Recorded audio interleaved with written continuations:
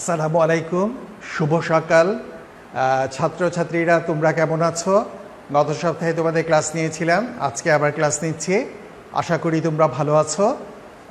আমরা পরিণীতি পাঠের প্রয়োজনীয়তা আলোচনা করেছিলাম 2 ক্লাস ব্যাপী। আজকে আমরা আলোচনা করব বাংলাদেশে পরিণীতি ও সুশাসন পাঠের গুরুত্ব। তার আগে খুব সংক্ষেপে আমি বলতে চাই যে একটা জিনিস বলেছিলাম তোমাদের, কল এবং রিকল। তো কলে আসে পরিণীতি। যদি আমরা চিন্তা করি একটু, পরিণীতি কাকে বলে, তাই না? আমরা জানি যে সংক্ষেপে যদি বলতে হয়, সিভিস এবং সিভিটাস থেকে পরিণীতি শব্দের উৎপত্তি, যার অর্থ নাগরিক ও নগররাষ্ট্র। সুতরাং পরিণীতি হচ্ছে নাগরিকতা বিষয়ক বিজ্ঞান। এই গেল শেষ আমাদের। তারপর হচ্ছে যে পরিণীতি পাঠের প্রয়োজনীয়তাতে আমরা অনেক কিছু পেয়েছি, তাই না? দেশকে ভালোবাসার শিক্ষা, তারপরে বিভিন্ন সংগঠনের অতীত সম্পর্কে জানা, তারপর হচ্ছে বর্তমান অবস্থা সম্পর্কে জানা, তারপর হচ্ছে দেশকে ভালোবাসার শিক্ষা ইত্যাদি ইত্যাদি। তো আজকে আমাদের আলোচনার বিষয় হচ্ছে, তোমরা আবার শুনে নাও এবং বইয়ের সাথে মিলাও। সেটা হচ্ছে যে বাংলাদেশে পরিণীতি ও সুশাসন পাঠের প্রয়োজনীয়তা। ক্রমান্বয়ে সূত্র ধরে যদি আমরা আলোচনা করি, তাহলে আজকেও আমাদের বিষয়কে আমরা কতগুলো পয়েন্টস আকারে ভাগ করে আলোচনা করব। তো তোমরা লক্ষ্য করো, প্রথম পয়েন্টসটা হচ্ছে দেশকে ভালোবাসার শিক্ষা। পরিণীতি ও সুশাসন পাঠের মাধ্যমে আমরা যে জ্ঞান অর্জন করি, সেই জ্ঞান অর্জিত জ্ঞান দ্বারা আমরা আমাদের দেশকে ভালোবাসতে শিক্ষা লাভ করি। সুতরাং সংক্ষেপে বলতে হয় মা, মাটি ও রাষ্ট্র, তাই না? সুতরাং এই তিনটা জিনিসকে আমরা সবাই পছন্দ করি, ভালোবাসি। সুতরাং একটি সুন্দর রাষ্ট্র সবাই আমরা পছন্দ করি। আমরা গণতান্ত্রিক রাষ্ট্র পছন্দ করি, যেখানে আমাদের দেশে সংসদীয় শাসন ব্যবস্থা বিদ্যমান। সেখানে আমরা বলতে পারি যে আমরা যদি দেশকে ভালো না বাসি, তাহলে দেশের সার্বভৌমত্ব বিনষ্ট হবে। সুতরাং আমরা এমন জ্ঞান অর্জন করব পরিণীতির মাধ্যমে, যে জ্ঞানের মাধ্যমে আমরা দেশকে ভালোবাসতে শিক্ষা লাভ করব। তো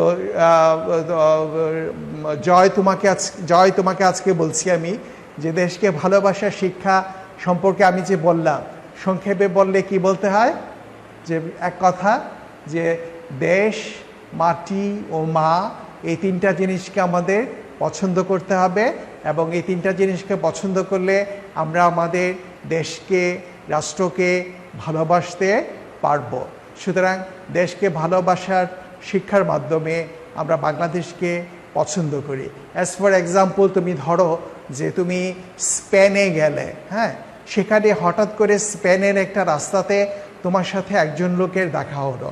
তো তোমার তাকে বাঙালি বাঙালি মনে হলো। তুমি কাছে গেলে, কাছে যাওয়ার পর জিজ্ঞেস করলে, মানে ইংরেজিতে জিজ্ঞেস করলে যে তোমার দেশ কোথায় ভাই? তো ও বাংলাতে উত্তর দিল, আমার দেশ বাংলাদেশ। তখন প্রথম ব্যক্তির মনে যে অনুভূতির সৃষ্টি হবে যে আমি বাঙালি, তুমিও বাঙালি, আমরা দুজনেই আমরা দেশকে ভালোবাসি। যদিও পেশাগত কারণে আমরা পরবাসী, তথাপি আমরা যে কোনো কিছু হলে আমরা আমাদের দেশকে ভালোবাসি, পছন্দ করি। সুতরাং দেশকে ভালোবাসার শিক্ষাদান যদি আমরা সুষ্ঠুভাবে সমাধান করতে পারি, তাহলে আমরা বাংলাদেশকে ভালোবাসতে পারব। পরবর্তী পয়েন্ট হচ্ছে জাতীয় ইতিহাস জানা। জাতীয় ইতিহাস জানা অত্যন্ত জরুরি। আমাদের দেশটা একদিনে বাংলাদেশ হয়ে যায়নি। 48 বছরের বাংলাদেশ, এর আগে ছিল পাকিস্তান নামক একটি রাষ্ট্র, তাই না? সেখানে পাকিস্তানের 2টি অংশ ছিল, একটা হচ্ছে পূর্ব পাকিস্তান, একটা হচ্ছে পশ্চিম পাকিস্তান। পূর্ব পাকিস্তান থেকে পশ্চিম পাকিস্তানের দূরত্ব প্রায় 1000 মাইলের ব্যবধান। সুতরাং পশ্চিম পাকিস্তানিরা ওইখানে বসে আমাদের এইখানে পূর্ব পাকিস্তানকে শাসন করত। শাসন এবং শোষণ, শাসন করতে করতে তারা এক পর্যায়ে শোষণ করতে আরম্ভ করলো, যার বহিঃপ্রকাশ তোমরা দেখেছ 1952 সালের ভাষা আন্দোলন, যাতে নাকি তোমাদের মতো স্টুডেন্টরা ঝাঁপিয়ে পড়েছিল, বীজ ঢালা রাতপোজ রক্তে রঞ্জিত হয়েছিল, আমরা ভাষা আমাদের রাষ্ট্রভাষা বাংলা আমরা প্রতিষ্ঠা করেছি। সুতরাং তোমরা যারা স্টুডেন্ট আছো, আগামী প্রজন্ম, অদূর ভবিষ্যতে বা সামনের ভবিষ্যতে যদি এমন কোনো সমস্যার সম্মুখীন হয়, তোমরা আজকে পরিণীতি পাঠের মাধ্যমে এমন জ্ঞান অর্জন করবে যাতে ওই সমস্যাটা সমাধান করতে পারো। সুতরাং আমরা সেই সূত্র ধরে 52 সালের ভাষা আন্দোলন, 1966 সালের 6 দফা আন্দোলন, 1969-এর গণ অভ্যুত্থান, 70-এর নির্বাচন, 71-এর মুক্তিযুদ্ধ, 72 সালের স্বাধীনতা, তাই না? সুতরাং আমরা বলতে পারি যে জাতীয় ইতিহাস জানা আমাদের একান্ত প্রয়োজন। তোমাদের তো তখন জন্মও হয়নি, 1952 সালে আমারও জন্ম হয়নি, কিন্তু আমাদের সঠিক ইতিহাস জানতে হবে, কারণ বিকৃত ইতিহাস আমাদেরকে বিভ্রান্ত করতে পারে। সুতরাং জাতীয় ইতিহাস জানা আমাদের একান্ত প্রয়োজন। আমরা জাতীয় ইতিহাস জানলে আমরা আমাদের বাংলাদেশকে সঠিকভাবে ভালোবাসতে পারবো এবং দেশের মানুষকে আমরা শ্রদ্ধা করতে শিখব। আমরা সুনাগরিক হিসেবে পরিগণিত হব। বিশ্বের প্রতিটি রাষ্ট্রের সাথে আমরা সুসম্পর্ক বজায় রাখতে পারবো। এবং সেই সূত্র ধরে যদি আমি বলি যে আমরা আমাদের অবস্থানকে অন্য রাষ্ট্রের সামনে তুলে ধরতে পারবো। সুতরাং বাংলাদেশের সঠিক ইতিহাস জানা একান্ত প্রয়োজন, যারা কি পরিণীতি পাঠের গুরুত্বের মধ্যে লুকিয়ে আছে, আমাদেরকে আহরণ করতে হবে। পরবর্তী পয়েন্ট হচ্ছে জাতীয় সমস্যা ও এর সমাধানের পথ নির্দেশ। আমাদের অনেকগুলো সমস্যা আছে, তাই না? আমরা উন্নয়নশীল দেশের একটি ক্ষুদ্র রাষ্ট্র। আমাদের তোমরা যদি লক্ষ্য করো, তোমরা দেখবে যে আমাদের এখনও মৌলিক চাহিদাগুলো বাস্তবায়িত হচ্ছে না। সুতরাং তোমরা যারা নাকি একাদশ শ্রেণীর স্টুডেন্টরা আছো, যারা নাকি একাদশ পাশ করে, দ্বাদশ পাশ করে ইন্টারমিডিয়েট বা এইচএসসি পাশ করবে, তারা ইউনিভার্সিটিতে ভর্তি হবে। দোয়া করি প্রাণ ভরে তোমরা সবাই ইউনিভার্সিটিতে ভর্তি হও। তোমরা ইউনিভার্সিটি পড়াশোনা শেষ করে বিভিন্ন জনে বিভিন্ন পেশায় নিয়োজিত হবে। তোমাদের সামনে তখন অনেকগুলো সমস্যা এসে দাঁড়াবে।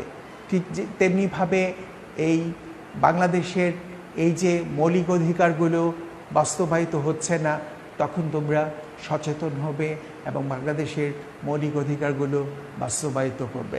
বর্তমান সময়কে যদি তোমরা ধরো, আজকে একটা অধ্যাদেশ যার পাশ হয়েছে, সেটা হচ্ছে ধর্ষণের শাস্তি হচ্ছে যাবজ্জীবন কারাদণ্ড, তাই না?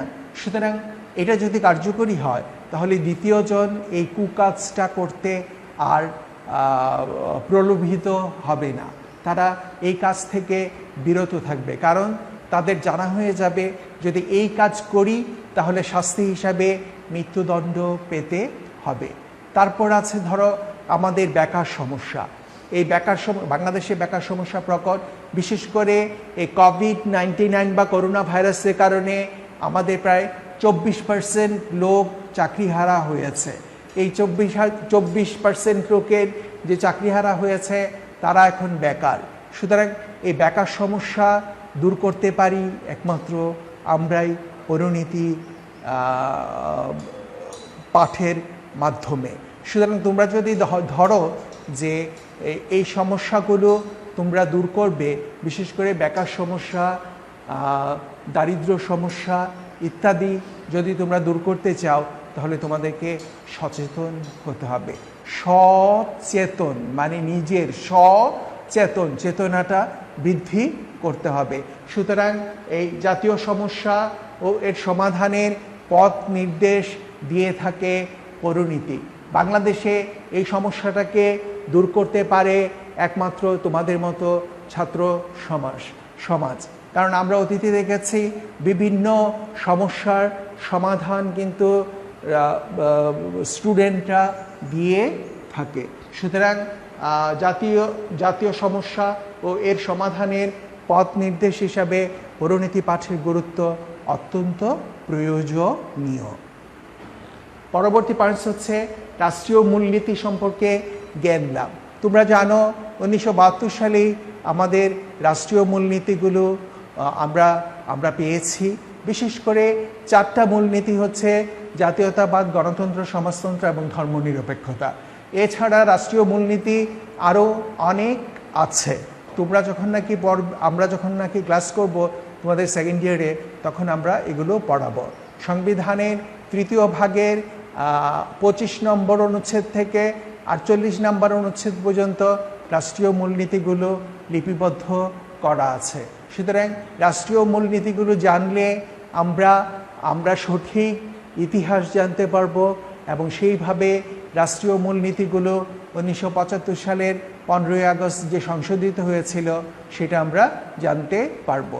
সুতরাং রাষ্ট্রীয় মূলনীতিগুলো জানলে আমরা পরিণতি পাঠের গুরুত্ব সম্পর্কে অবগত হব, কারণ রাষ্ট্রীয় মূলনীতিগুলো না জানলে আমাদের চলবে না। এখনই হচ্ছে জানার সময়। সুতরাং এই সময়ের মধ্যে আমরা যদি রাষ্ট্রীয় মূলনীতিগুলো সম্পর্কে জানতে পারি, তাহলে আমরা পরিণতির গুরুত্ব সম্পর্কে অবগত হব এবং সেই অনুযায়ী আমরা সামনের দিকে অগ্রসর হতে পারব। পরবর্তী পয়েন্টস হচ্ছে রাজনৈতিক সচেতনতা বৃদ্ধি। রাজনৈতিক সচেতনতা এমন একটা জিনিস যা নাকি অর্জন করতে হয় এই জন্যে যে রাজনীতি সম্পর্কে জ্ঞান লাভ করতে হলে আমাদের রাজনৈতিক বিভিন্ন বিষয় সম্পর্কে অবগত হতে হবে। বাংলাদেশে রাজনৈতিক সচেতনতার অনেক সময় অভাব দেখা দেয়। আমরা রাষ্ট্রীয় যে নেতা আছে সেই নেতাকে আমরা পছন্দ মতো নির্বাচন করতে পারি না। আমাদের সংসদীয় ব্যবস্থাতে প্রতি 5 বছর পর পর নির্বাচন অনুষ্ঠিত হয়। এই নির্বাচনে বিভিন্ন রাজনৈতিক দলের প্রার্থীরা তাদের নির্বাচনী ম্যানিফেস্টোগুলো প্রচার করে থাকে। রাজনৈতিক সচেতনতা বৃদ্ধি পেলে আমরা বলতে পারবো রাজনৈতিক প্রার্থীরা আমাদের কাছে বাড়ি বাড়ি এসে যে বলে যে অমুক ভাইয়ের চরিত্র ফুলের মতো পবিত্র, আমরা কিন্তু সেটা ভালোভাবেই জানি তার চরিত্র কি ফুলের মতো পবিত্র নাকি অন্য কিছু। তো তোমরা লক্ষ্য করবে রাজনৈতিক সচেতনতা বৃদ্ধি পেলে রাজনৈতিক পরিণতি এবং সুশাসনের ক্ষেত্রে যে গুরুত্ব পাবে সেটা অত্যন্ত উৎকর্ষতার মাধ্যমে আমাদেরকে জ্ঞান লাভ করতে হবে। আমরা যদি রাজনৈতিক সচেতনতা সম্পর্কে রাজনৈতিকভাবে সচেতন হই, তাহলে রাজনৈতিক যে সমস্যাগুলো আছে সেই সমস্যাগুলো আমরা দূর করতে পারি। আমরা সেটা অবগত হই যে তোমরা যারা তোমাদের 18 বছর হবে, তোমরা ভোটদানের অধিকারী হবে এবং রাষ্ট্রের মূল্যবান নাগরিক হিসাবে পরিগণিত হবে। সুতরাং তোমরা যদি রাজনৈতিকভাবে প্রতিষ্ঠিত হও, বিশেষ করে ভোটদানের অধিকারী হও, তখন তোমরা যে শাসক আমাদেরকে পরিচালনা করে, যে সরকার আমাদেরকে পরিচালনা করে, তাকে তোমরা